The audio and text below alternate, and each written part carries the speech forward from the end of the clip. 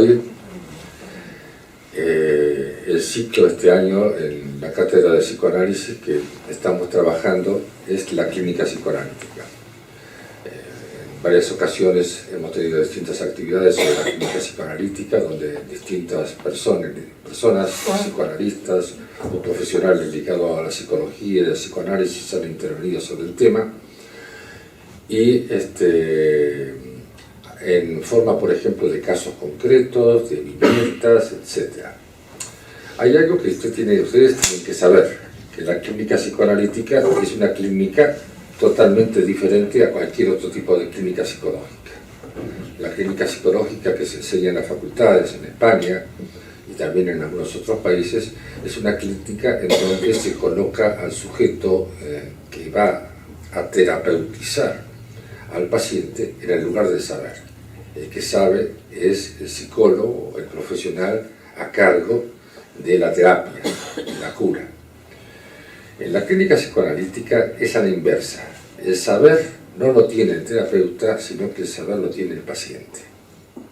¿Por qué lo tiene el paciente? Porque solamente él sabe, sin saberlo conscientemente, sino que tiene un saber inconsciente sobre lo que realmente le ocurre, el porqué de sus síntomas, el porqué de sus adicciones, el porqué de sus trastornos, de sus dolores, incluso de sus enfermedades psicosomáticas. Es así que, entendiendo el psicoanálisis de esta manera, que nosotros, para construir una clínica, tenemos que pensar que es muy complicado, en tanto y en cuanto la clínica tiene que ver fundamentalmente con el uno por uno, con el caso por caso. Es decir, pueden venir dos pacientes que sean adictos a la cocaína, por ejemplo, para dar un ejemplo cualquiera, pero no son iguales. Cada uno tiene su historia y cada uno arribó a esa forma de obtener placer por distintos motivos. Evidentemente, lo que aparece, lo que da la cara, y por lo que él viene, es por la adicción a la cocaína, en los dos casos. Pero lo que lo ha llevado a esa adicción a la cocaína son elementos muy diferentes. Por eso que nosotros cuando hablamos de psicopatología, hablamos de estructuras.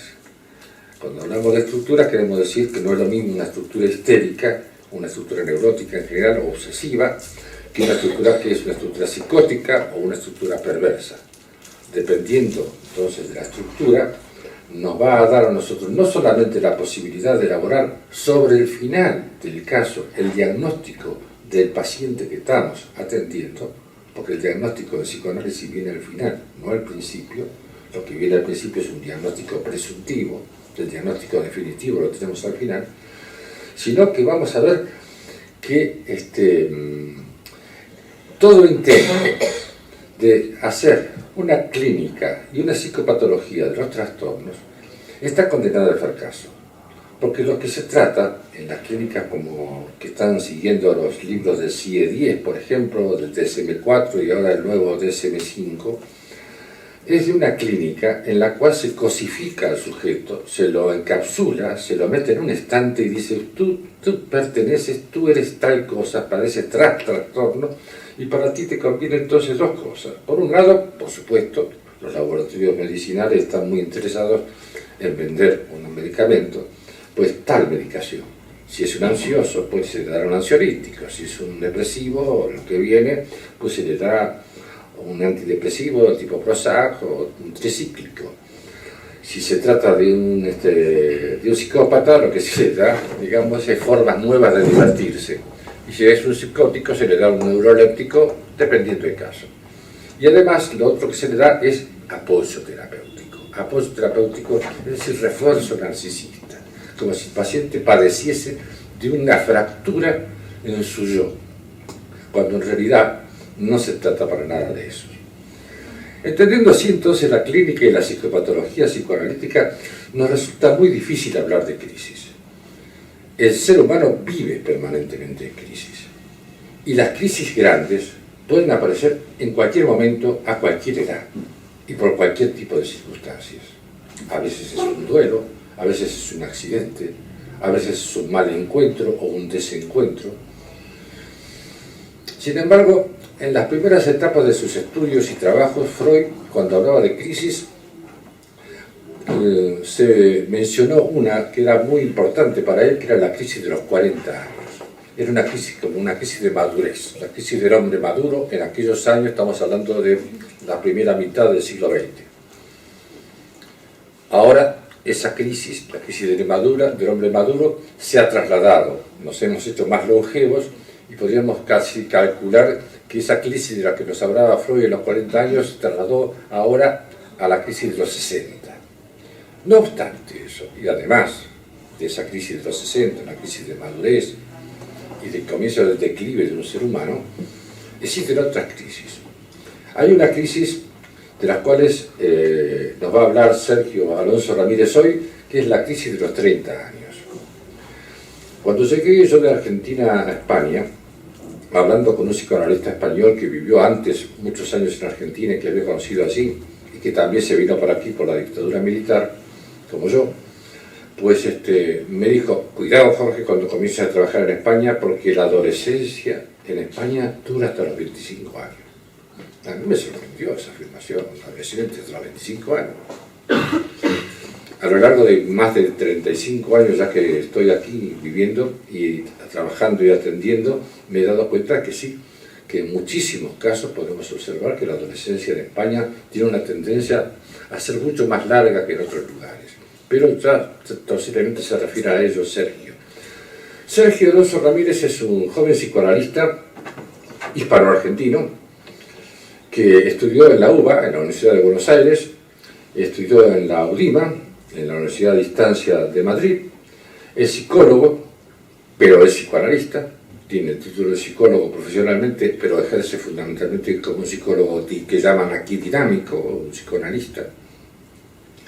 Forma parte de un grupo de psicoanalistas que nos reunimos alrededor de un centro cultural en la ciudad de Toledo que se llama Lapsus de Toledo, y es un colaborador ferviente y gran apoyo para la cátedra de psicoanálisis que yo dirijo. Con él ya mismo, sin más preámbulos, los dejo. Muchas gracias. ¿Qué tal? Buenas tardes. Como bien comentaba Jorge, es verdad que la crisis de los 40 refería en aquella época a la idea de la muerte, ¿no? Cuando el sujeto toma conciencia de la muerte y del fin de sus días, que hoy sí se trasladó a los 60. Lo que pasa es que también uno se empieza a preguntar, si se trasladó a los 60, ¿no habrán aparecido otras cosas? Lo cierto es que la sociedad fue cambiando, los paradigmas de comunicación, de relacionarnos, de lo que significa ser hombre, mujer en la sociedad actual, las expectativas que se tienen sobre cada uno de nosotros es diferente. Cuando uno habla con sus padres o inclusive con sus abuelos, tenían a los hijos de muy jóvenes las mujeres. Ya a los 22 estaban casadas y tenían un hijo, y 24 inclusive más jóvenes. Es decir, las expectativas sociales de las cuales cada uno de nosotros mama a través de su propia familia han cambiado. Y esto nos va a llevar también a diferentes paradigmas con los cuales cada uno de nosotros nos tenemos que confrontar en nuestra vida. ¿Qué quiere decir esto? La crisis de los 30 no tiene que ver con los 30 cronológicos. No tiene que ver con que se nos activa un gen. Tiene que ver con lo que significa en la cultura occidental actual tener 30 años. Y es una crisis, creo yo, muy importante y peculiar. Pero antes de poder hablar de la crisis de los 30, tenemos que hacer un pequeño recorrido para entender cómo llegamos a los 30.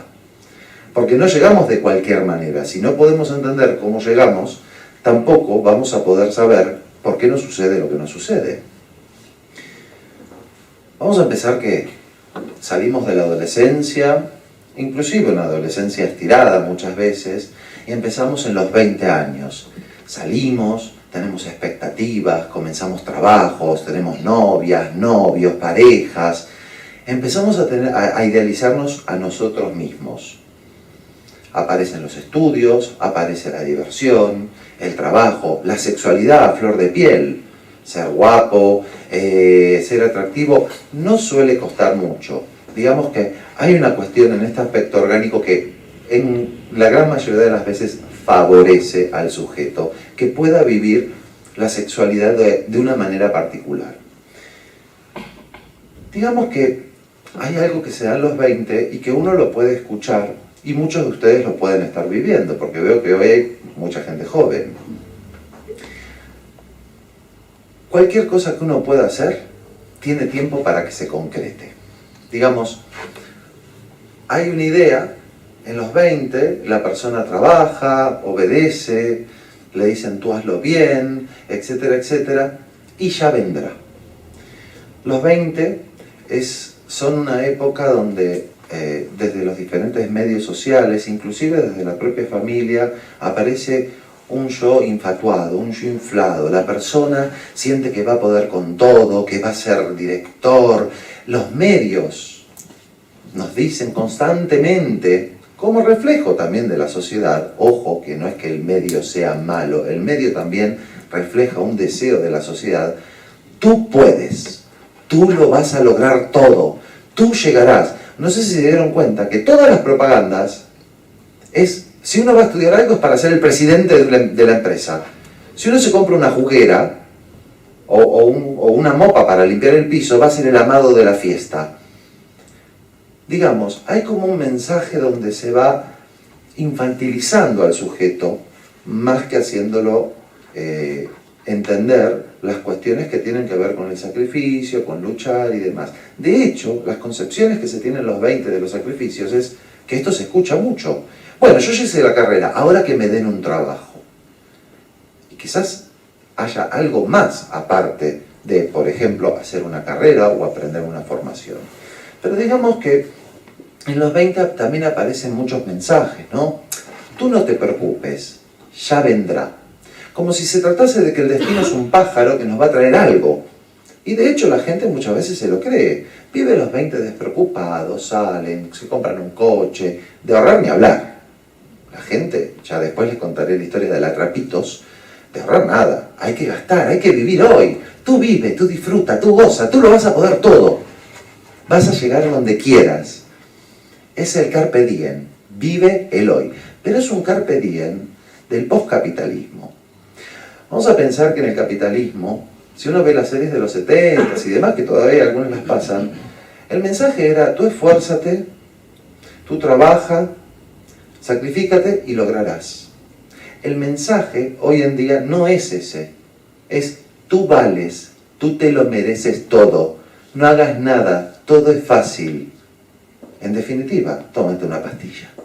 Como también hablaba un poco de las clínicas actuales, que no están ajenas a una cultura, Que todas estas, el otro día una amiga me contaba que pagó 79 euros para que la hipnoticen y dejar de fumar. Lo único que le hicieron es una técnica de relajación y cuando salió eso se prendió un cigarro. Pero es parte de una cultura donde te dice que todo es fácil, no te esfuerces, tú lo vas a lograr, eres guapo, eres guapa, diviértete, la vida es una, y todo es muy guay. Digamos que también en esto el sujeto se va satisfaciendo, es una forma que tiene la persona de vivir. Y la persona se la pasa bien, viaja. Esto no quiere decir que no haya que disfrutar de la vida, pero parece que el mensaje es tú revienta.